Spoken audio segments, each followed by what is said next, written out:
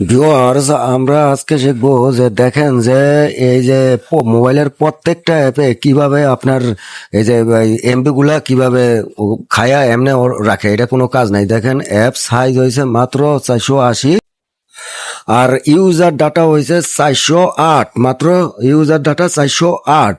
তো আমার টোটালে হবে হইলো 488।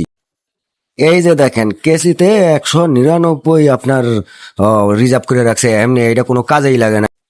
তাইলে 199 নিয়ে আমরা দেখেন টোটালে হিসাব আছে হইলো 1.09 জিবি, মানে 199 MB বেশি। আপনি এরকম যদি 4-5টা অ্যাপেরটা ডিলিট করেন আপনার 1 জিবি হয়ে যায়। মোবাইলটা চলে খুব ভালো, ঠিক আছে, খুব ইজি ভাবে চলে। কিন্তু আমরা এই কাজটাই করব আমরা।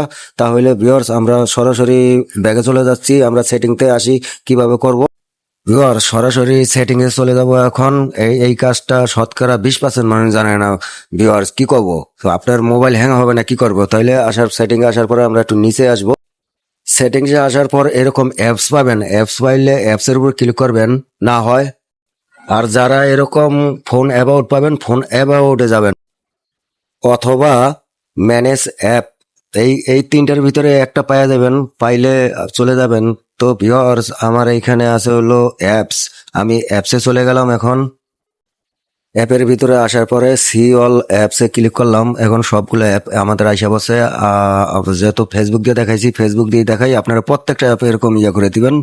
আমি তাহলে ফেসবুকে ক্লিক করলাম। ফেসবুক ফেসবুক ফেসবুক ফেসবুক কই? এই যে ফেসবুক।